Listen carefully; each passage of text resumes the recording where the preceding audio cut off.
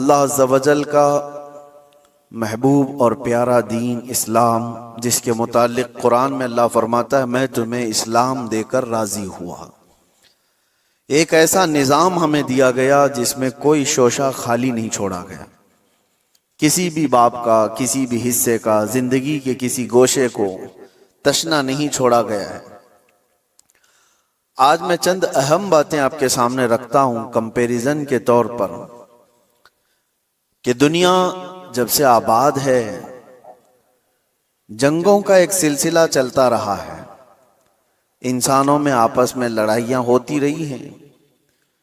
لیکن تاریخ اٹھا کر دیکھیں تو تقریباً ساری لڑائیوں کے پیچھے جو ریزن ہے، جو سبب ہے،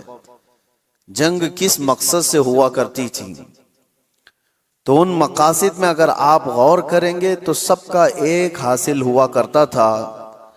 تخت کو حاصل کرنا، حکومت کو حاصل کرنا، یا مال حاصل کرنا،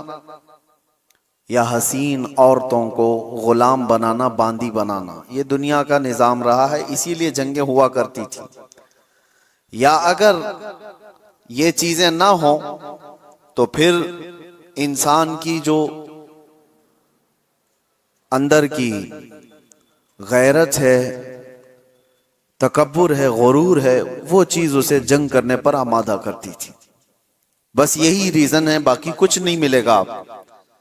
ایک قبیلے کی دوسرے قبیلے سے، ایک خاندان کی دوسرے خاندان سے، ایک ملک کی دوسرے ملک سے لڑائیاں ہیں، تو ان لڑائیوں میں، ان جنگوں میں آپ ریزن تلاش کریں گے سبب کہ کس بنیاد پر ہے، تو یا تو وہ زمین کا حاصل کرنا ہے، ٹکڑے کو حاصل کرنا ہے، یا تو پھر اس علاقے کے زرخیز حصوں کے اوپر اپنا قبضہ جمانا ہے،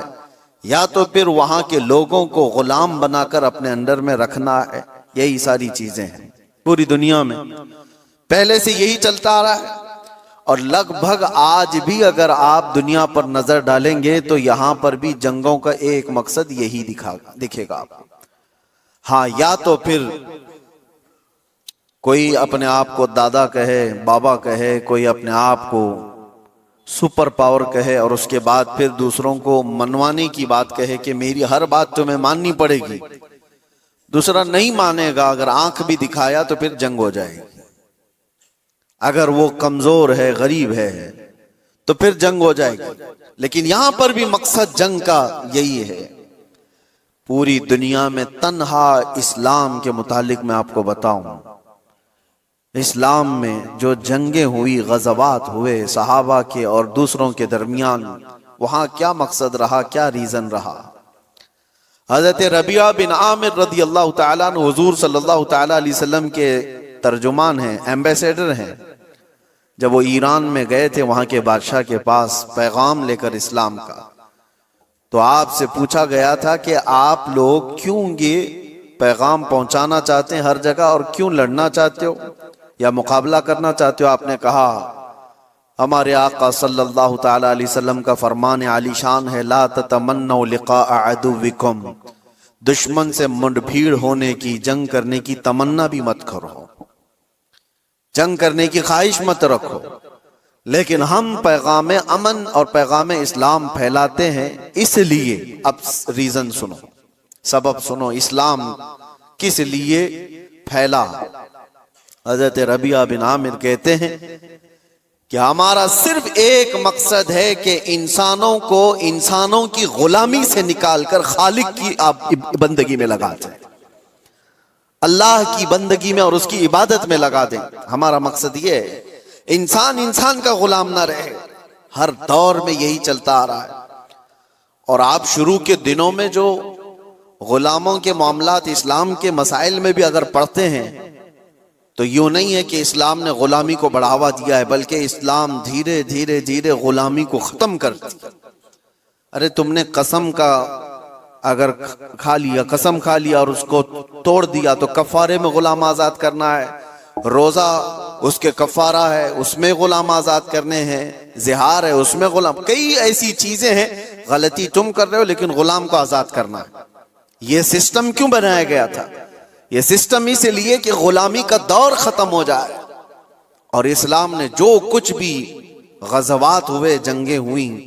وہ صرف اور صرف اللہ تبارک و تعالیٰ کی زمین پر اس کے احکام کے نفاذ کے لیے۔ دوسرا ریزن انہوں نے بتایا تھا کہ جب کبھی جنگ کرنے کا حکم ہمیں اس وقت تک نہیں ہے جب تک کسی قوم کے اوپر کوئی ایسا ظالم آ جائے جو وہاں کے لوگوں کا جینا دھوبر کر چکا ہو، ان کو سانس لینے کی بھی دقت آ گئی ہو، تو پھر اسلام کہتا ہے کہ اللہ تبارک و تعالیٰ کی مخلوق کو آسانی پہنچانے کے لیے اور ظالموں سے نجات دلانے کے لیے پھر اس کے لیے جنگ ہوگی۔ تو جنگوں کا جو ریزن ہے، وہ مقصد ہے، وہ اللہ تبارک و تعالیٰ کی زمین کو فساد سے صاف کرنے کے لیے ہی صرف ایک ریزن آپ کو ملتا ہے، یہ اسلام میں۔ باقی دوسری جگہ آپ جہاں پر بھی دیکھیں گے دوسرے ملک پر، دوسری قوم پر حملہ کرنا ہے تو وہاں کے مال کو لوٹنا ہے، وہاں کی زمین کو حاصل کرنا ہے، وہاں کی بادشاہت کو لینا ہے، وہاں کے علاقوں پر اپنا قبضہ جمانا ہے۔ اگر علاقوں پر قبضہ جمانا ہی ہوتا ہر جنگ کرنے کے بعد، تو آپ کو میں بتاؤں خالد بن ولید نے 125 جنگیں لڑی، 125 جنگیں لڑی اور کئی علاقے فتح کیے۔ کیا ہر علاقے کو فتح کرنے کے بعد خالد بن ولید نے اپنی بادشاہی کا اعلان کر دیا کہ آج کے بعد سے اس علاقے کا مالک میں ہوں، اس علاقے کا بادشاہ میں ہوں؟ نہیں، پوری تاریخ اٹھا کر کے آپ دیکھیں کتنے ایسے صحابہ ہیں جن کو سپہ سالار بنا کر کے بھیجا گیا، انہوں نے علاقے کے علاقے فتح کیے، لیکن اپنی بادشاہی کا اعلان انہوں نے نہیں کیا، بلکہ ہمیشہ سے یوں اعلان کیا کہ میں رسول اللہ صلی اللہ تعالی علیہ وسلم کے غلاموں کا ایک ادنا غلام، اور امن کے لیے اس زمین کو فساد سے صاف کرنے کے لیے میں یہاں پر آیا ہوں۔ محمد بن قاسم 19 سال کی عمر میں ہندوستان آیا تھا۔ آپ کو پتہ ہے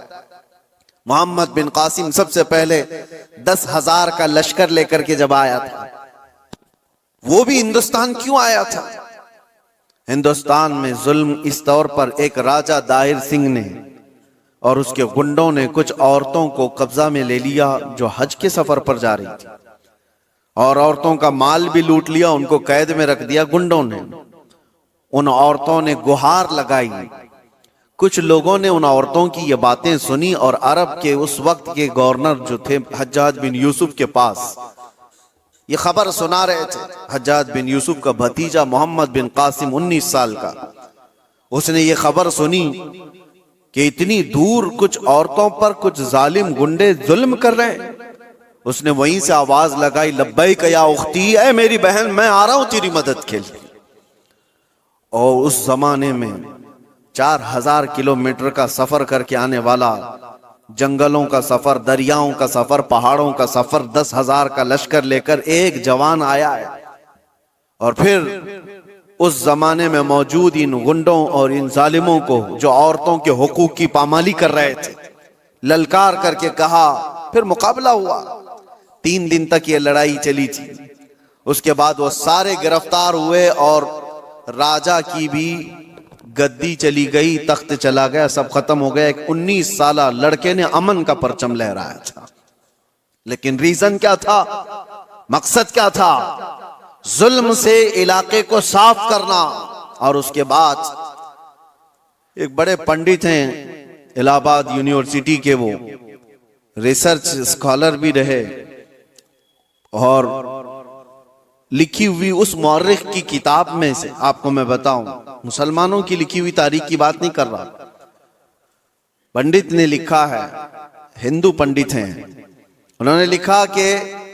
محمد بن قاسم جب آیا تو اس نے صاف اعلان کیا تھا، اس علاقے میں رہنے والے جس کو جس چیز پر عمل کرنا ہے وہ آزاد ہے، کوئی میرا نوکر نہیں ہے، کوئی میرا غلام نہیں ہے۔ اور عدل ایسا قائم کیا تھا کہ پورے علاقے والوں نے اپنے سر آنکھوں پر اس کو بٹھا رکھا تھا، 19 سال کے جوان کو، کیونکہ لوگ راجاؤں کے ظلم سے تنگ آ چکے تھے۔ دیکھا تھا انہوں نے کس طرح سے کسی کی بھی عورت کو اٹھا کر کے اپنے حرم سرا کی زینت بنا دیا کرتے تھے، لیکن ایک 19 سالہ جوان جب آیا تو اس نے عدل و انصاف ایسا قائم کر کے دکھایا تھا، ہر ایک نے اپنی بائیں پھیلا کر کے اس کا استقبال کیا تھا۔ یہ